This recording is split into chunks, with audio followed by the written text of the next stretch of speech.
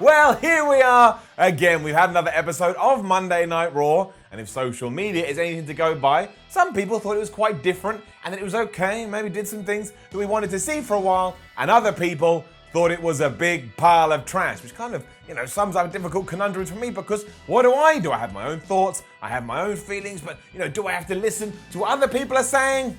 No, I don't. My name is Simon Miller. This is WhatCulture Wrestling. You are indeed watching Ups and Downs for Raw, which means I'm going to go through that Monday night program and I'm going to give the good bits an up and I'm going to give the bad bits a down, and I'm also going to throw in some analytical thinking to inspire debate. Oh yeah, let's up those downs.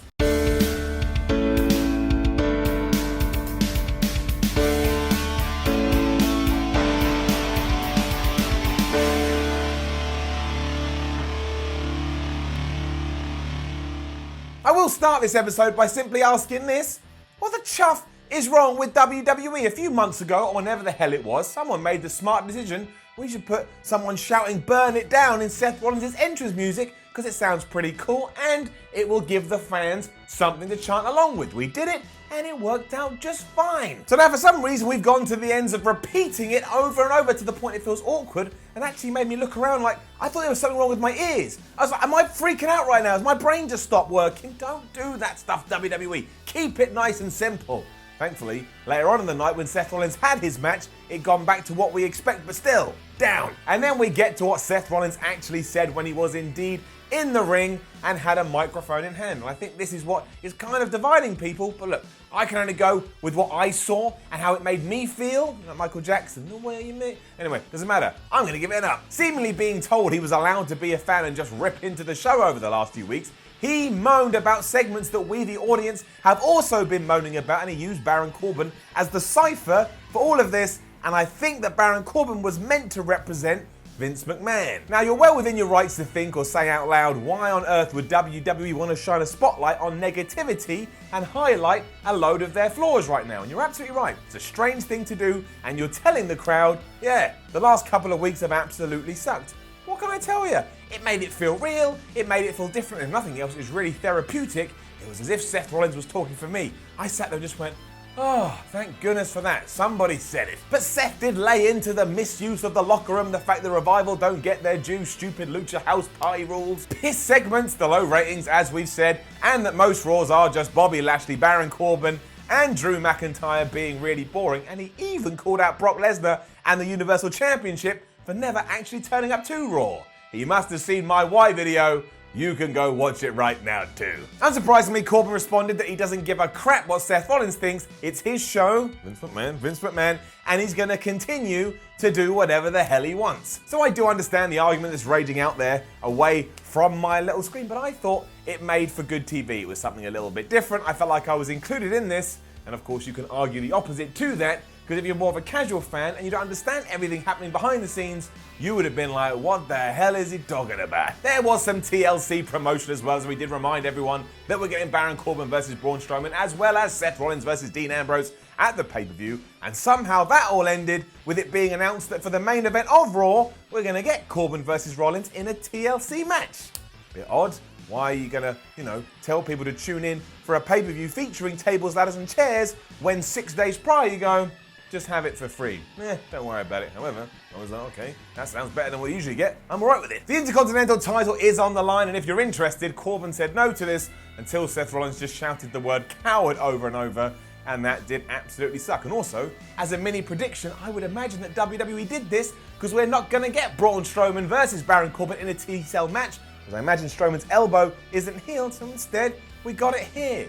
If it turns out that way, I think we can all breathe easy and just go, everything's gonna be, well, I wouldn't say all right, but it was fine. If nothing else, I don't think this is gonna hurt Seth Rollins as he goes out there and tries to get more babyface support. He even cut a promo afterwards backstage where he said he wants to be a locker room leader and he wants to be the voice of the fans. No matter what you thought about everything prior, at least Seth himself was saying the right things.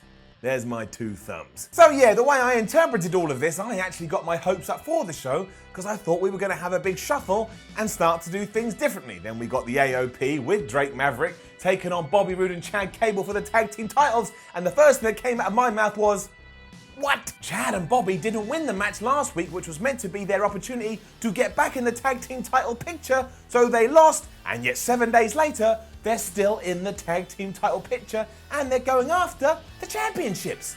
Down. However, I did have a little bit of an inkling that maybe this was being done to reset the tag team division, and the fact that Chad Gable and Bobby Roode actually won the gold, well, I think that kind of proves my point. It was all Drake Magistric's fault. He was in the ring being like, oh, I'm so arrogant, I'm so egotistical, even though I'm like 2'1". Bobby Roode rolled him up, and yeah, there you go. Chad Gable, Bobby Roode, your new tag team champions, and now they even wear matching gear.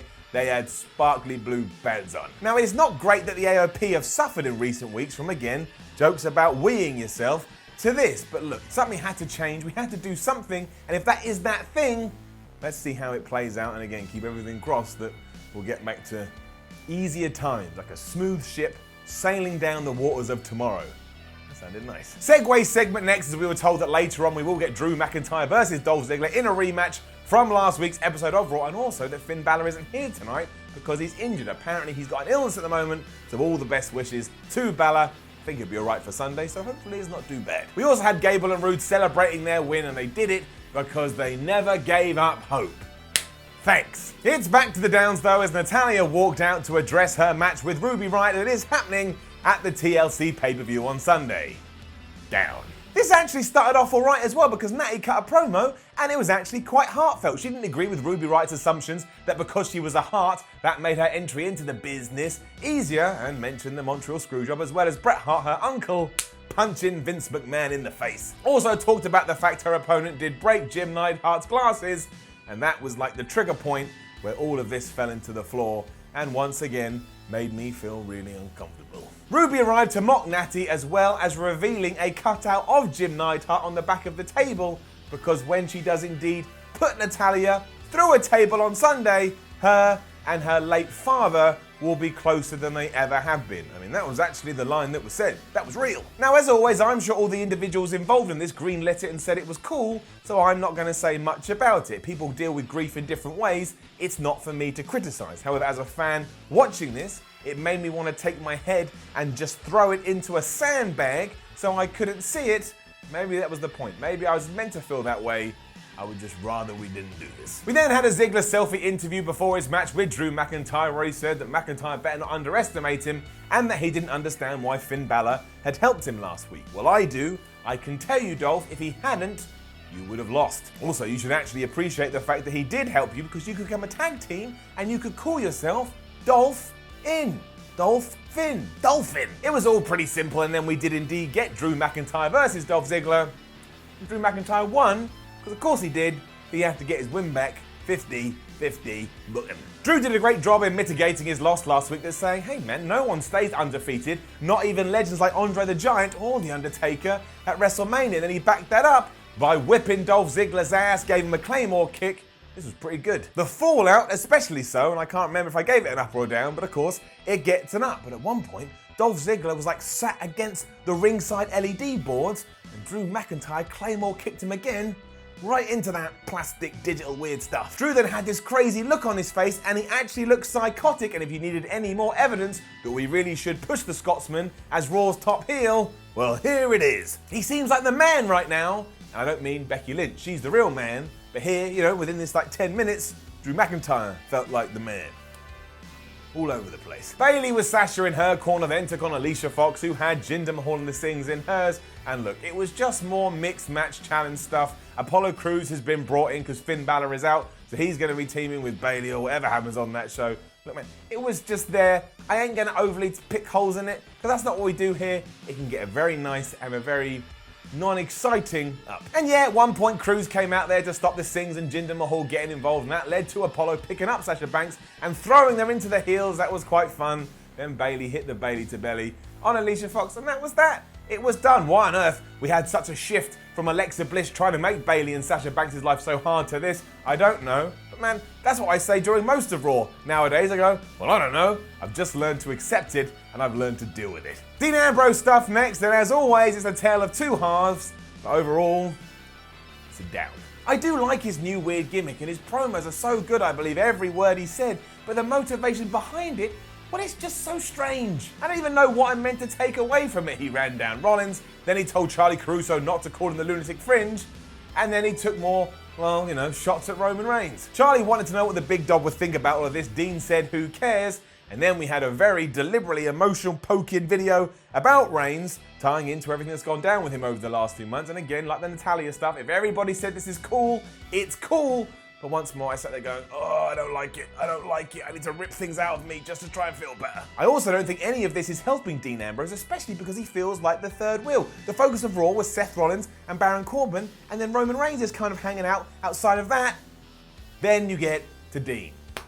Don't get it. Elias and Bobby Lashley continue their feud next, and while it's getting bizarre, can still get it up. You already know what Elias did. He was in the ring, he was on his guitar. At one point he sang a little song. But the strangeness came when he decided to insult LA just because they were in San Diego. I don't think I've ever seen a babyface do that before. Also, what kind of thinking is that? What do you do when WWE goes back to Los Angeles? People gonna boo the Drifter. This was all to set up Lio Rush versus Elias, and I like this because they made good use of Heath Slater, who of course is now a referee. Heath is good in roles like this, I don't know why, he just pulls it off. Basically, even though Lashley continued to interfere, including hitting Elias with his own guitar over the back, Slater wouldn't DQ him because he knows that Lashley and Baron Corbin are friends, and if he does that, he'll be fired. So yes, in case you need it thrown at you directly after all this shenanigans, Lio Rush did actually pin Elias, but it was by no means clean. Also, if you want to go see something really cool, go and watch Elias hurl Lio Rush into the corner pad. He takes it like he's been hit by a car. Rush pretty good. For some reason here, the commentators started ragging on Baron Corbin and saying that Raw has become a show where he helps out all his friends. Yeah, it's been happening for weeks. It took this long to catch up, and then just to top it off, they even muttered the words, "It's what's turning the WWE Universe off." Now, I kind of understood what we did at the start with Seth Rollins, but that one line, absolutely crazy. Down. You do know you book Baron Corbin WWE, right? You choose what he does, so if people are turning off, you're to blame. Change the plan. I liked what happened with Slater after this, though. I think I just enjoy seeing him back on WWE TV. He said he was going to go home, and Baron Corbin said, no, you ain't. You got more work to do. You got to hang around. What possibly could he mean? Up. A brown down now, though, because despite it never actually happening, WWE had promoted the whole night that Nia Jax and Ronda Rousey were going to participate in an open forum, even though we've done that over the last 2 weeks, and it absolutely bombed. So even though you didn't do it, like I say, don't pretend, don't advertise it, because it's going to make people turn off. Brown down. My gosh, too, what is this? I mean, Alexa Bliss came out, she was going to moderate the forum, but that never happened because Nia Jax and Tamina turned up and they just took the microphone and started talking. And you already know what she did.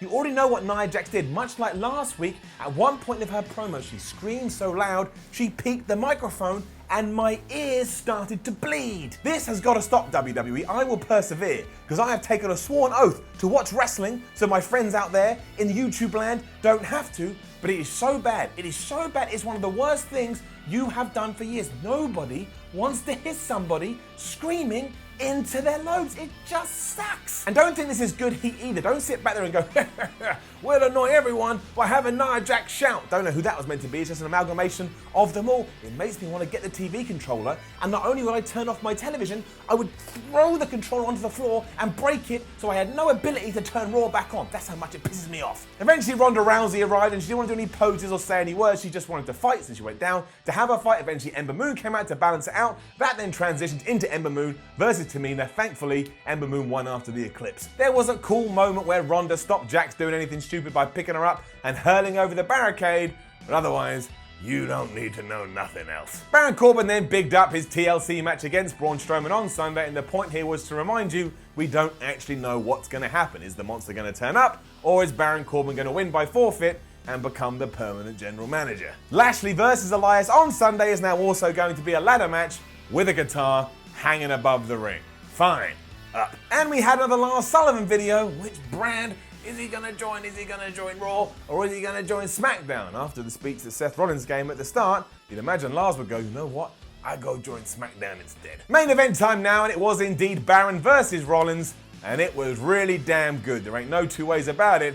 Get enough. Heath Slater was the ref here again, which ties into the earlier story and ties into the match story in general. He knew he had to help out Baron Corbin because he's got kids and he doesn't want to lose his job. And he was even doing errands such as grabbing ladders for Baron Corbin and bringing them into the ring and saying, "Climb, Baron, climb." So this whole narrative about Corbin abusing his power as GM continued, but it worked in this context. We had a babyface that we could get behind, even though at one point said babyface did take the ladder and just push Seth Rollins right off of it. That's right, Rollins is going to win, he's going to grab his IC championship. He kind of did that emoji shrug, down Seth Rollins went. But it was all right because this was just fuel to help us get behind Seth Rollins even more because he overcame all the odds. He gave Baron Corbin a curb stomp. Oh, sorry, just stomp, no curb anymore.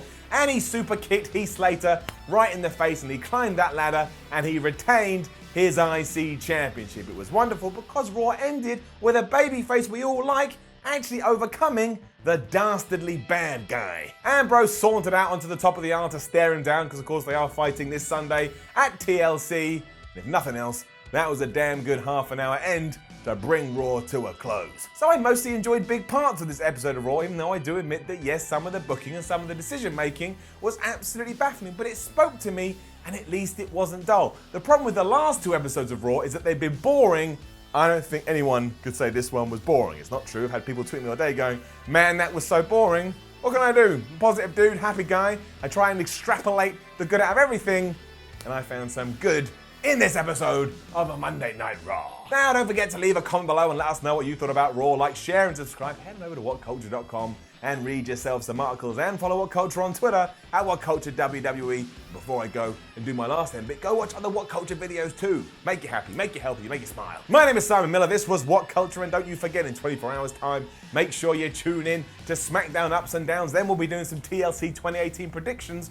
Before you know it, it'll be Monday, and we'll be up in those downs for tables, ladders, and chairs. I will see you soon.